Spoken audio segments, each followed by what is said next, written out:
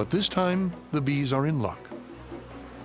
They immediately take possession of a hollow fruit tree.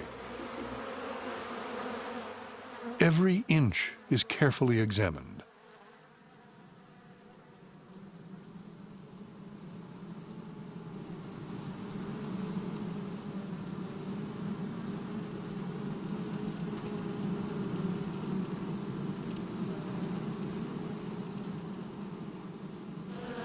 Naturally, the tree is a bit musty, so they air it out using their wings as fans.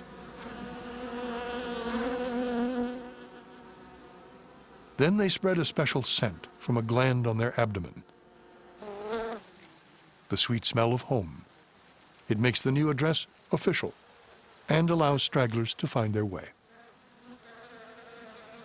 Inside the tree, the bees form living chains. Not having a ruler handy, it's their way of taking measurements in preparation for the construction work, which has to begin as soon as possible. Bees are natural engineers. They're also gymnasts, excellent at holding onto each other's legs.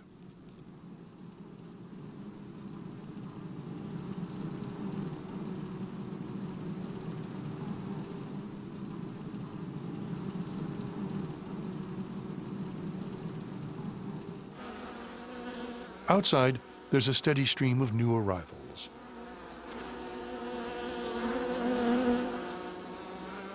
The tree seems to meet with their unanimous approval, especially the rustic decor.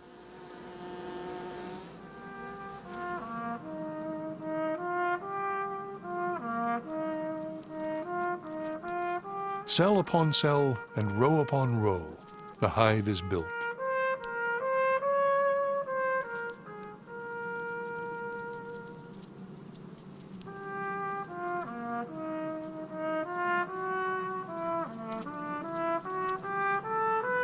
Each sheet of cells is called a comb. The worker bees have wax-secreting glands in their abdomens to produce a steady supply of building material. But there's a high price to pay. To produce the energy to make an ounce of wax, it takes a pound of honey.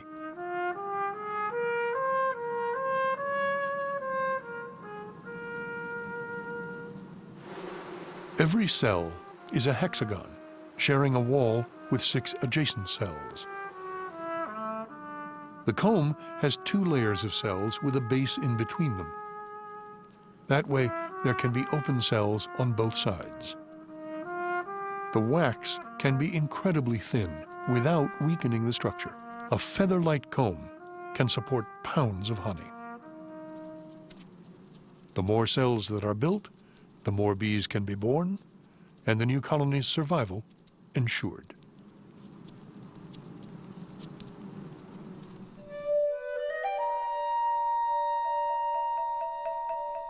It's now midnight.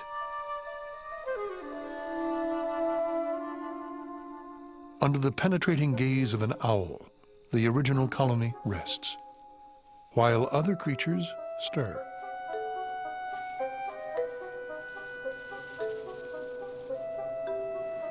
There's a visitor to the hive tonight. A mouse trying to keep out of the way of owls and bees alike. It's not after honey, but warmth and safety, and a snack.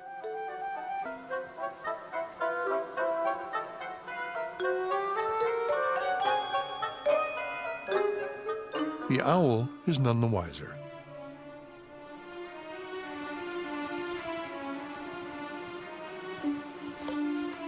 The mouse can smell the danger above. There lies the realm of the bees, where mice are not welcome.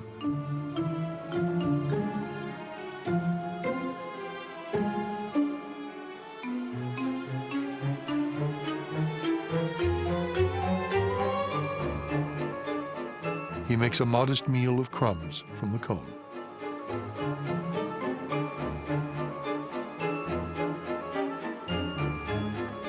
The bees are keeping the brood cells at an even 95 degrees Fahrenheit, just the right temperature for a chilly mouse.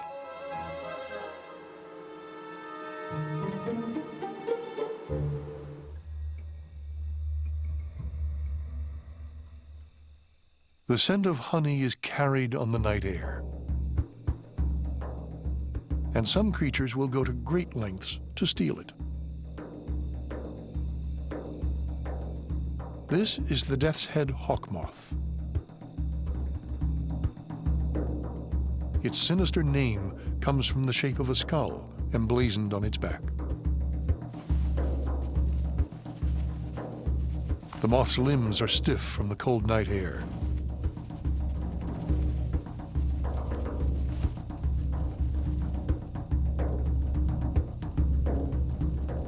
By shivering, it warms its body up before taking flight.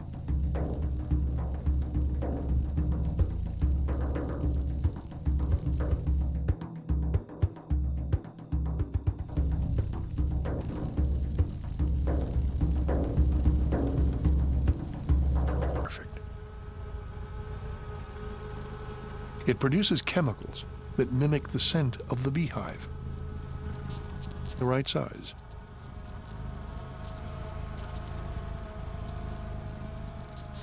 But just in case, the moth uses another deception. It makes sounds that would normally come only from a queen bee. With these disguises, the moth can plunder the honey cells unchallenged. The hive bees notice the loss of honey, but not the robber in their midst.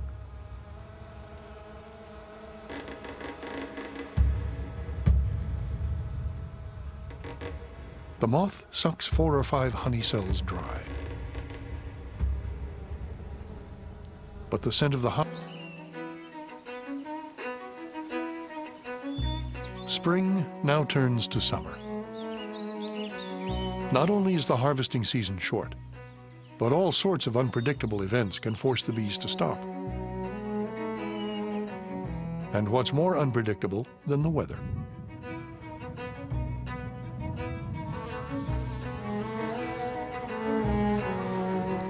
All those who can return quickly to the hive. Those who remain face the full force of the rain.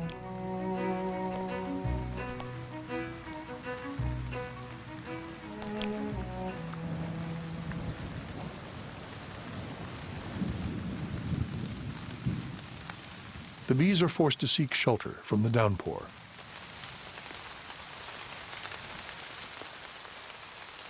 Rain poses a real threat.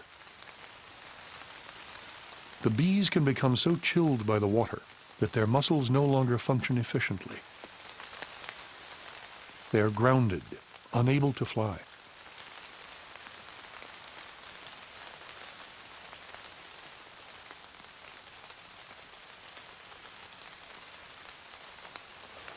Even the guard bees back at the hive are rendered useless, numbed by the cold.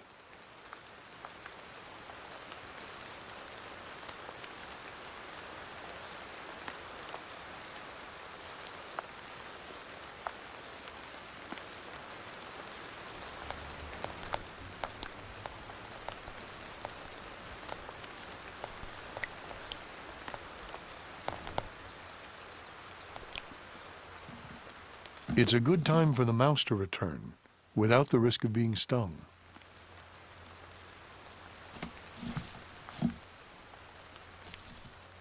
A cluster of sodden bees hangs outside the entrance. Too many foragers tried to seek shelter in the hive at the same time.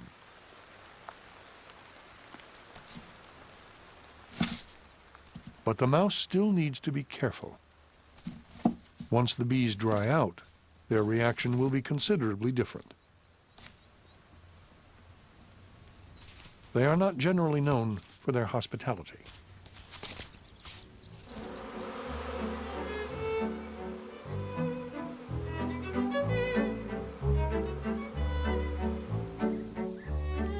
The bees have reason to be wary.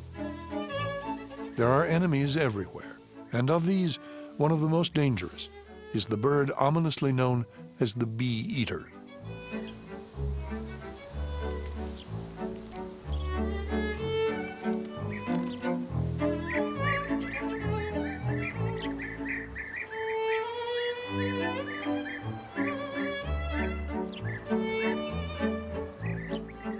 With a brood of hungry chicks in their nest tunnels, the birds need to meet a constant demand for food.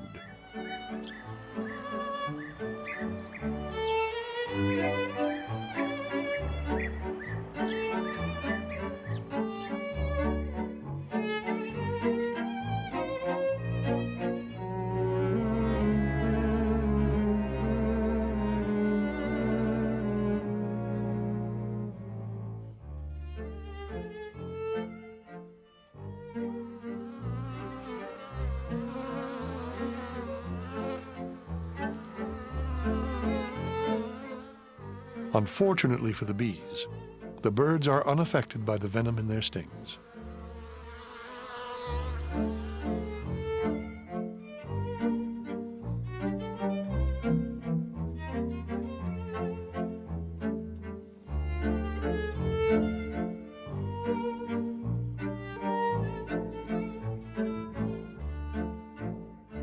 A single bird can kill 500 bees a day. A whole group can wipe out a colony.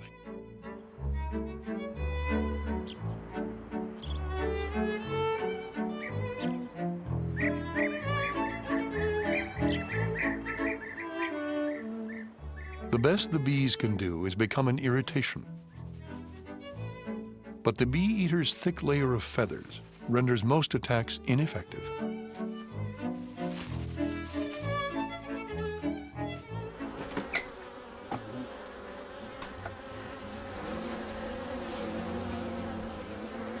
Nearby, the dreaded hornets are also rearing their young.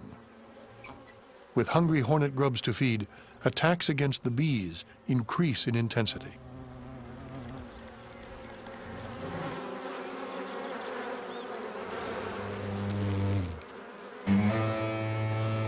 The bees counterattack, but no individual stands a chance against a hornet.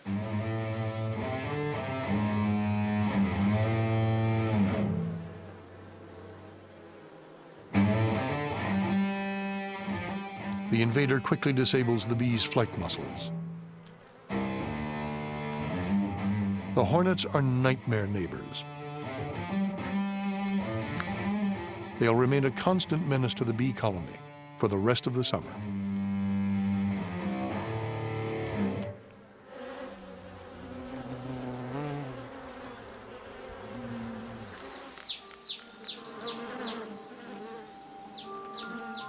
Out in the countryside, the work continues.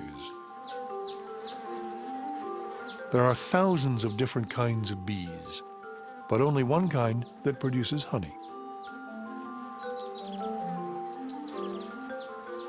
The honeybee can smell with her antennae,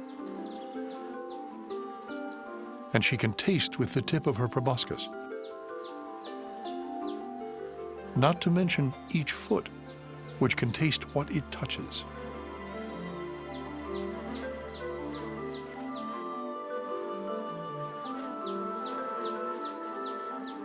A forager can visit flowers up to 6 miles away from the hive.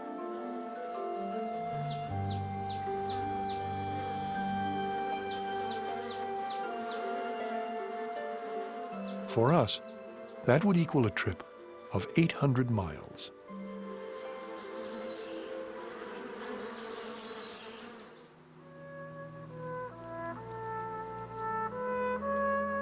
It's now 16 days since the old queen left the hive.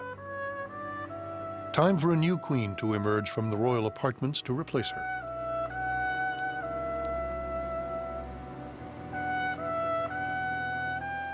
The firstborn stakes her claim to be ruler with a piping call.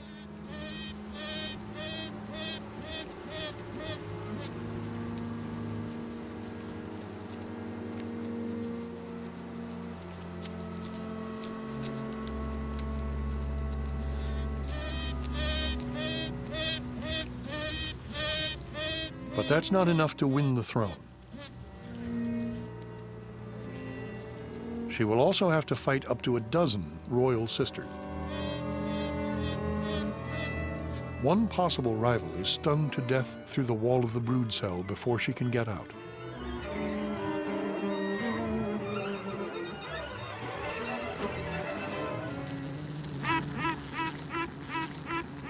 At the same time, another is trying to free herself from her cell.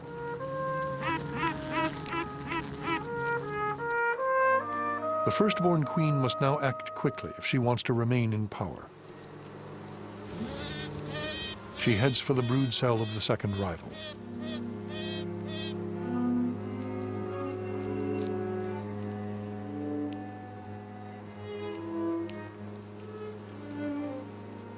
As soon as the rival is free, the challenge is taken up. She stakes her own claim with an aggressive call.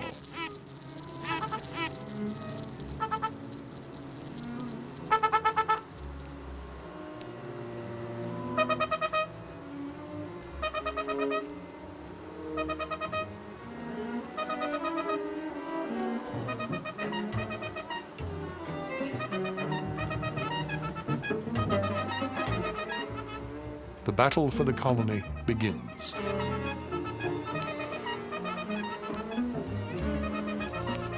The larger, longer queens are in the center, surrounded by workers.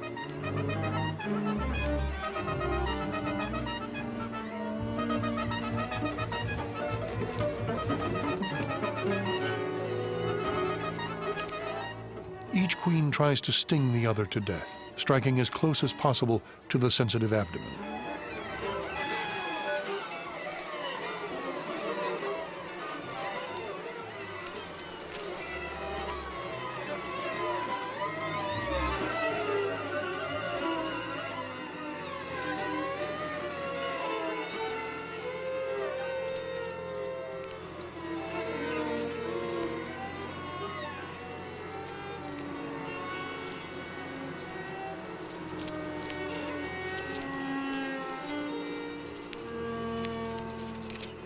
But this time, quite unexpectedly, the battle ends in a draw.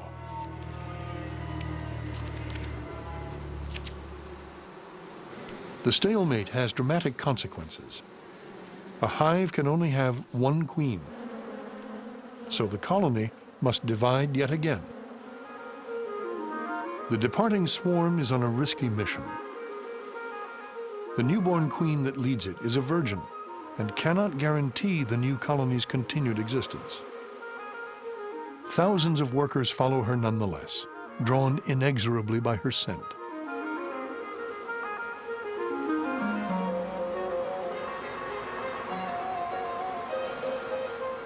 A precipitous flight from the hive can have strange consequences. If the scout bees have no opportunity to find a suitable home, they may stumble into a dangerous neighborhood, infested by humans and their infernal machines.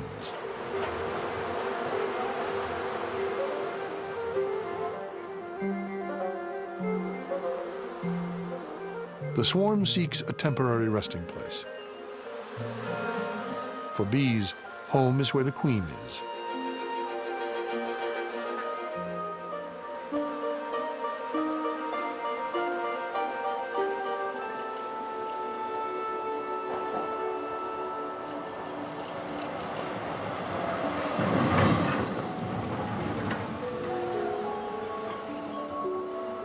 Alighting on a live overhead tram wire shows a definite lack of planning.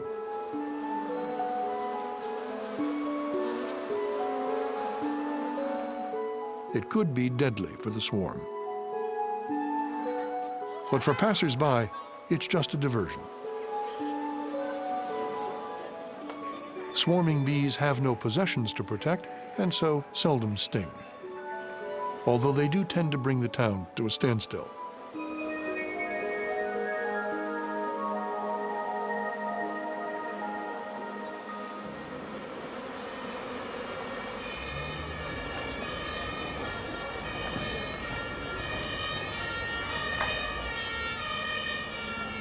The fire department comes to the rescue.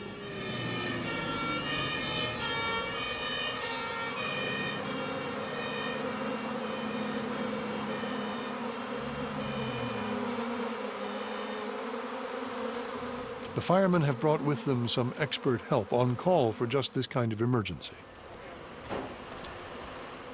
But it's not clear how the beekeepers can get the bewildered colony under control.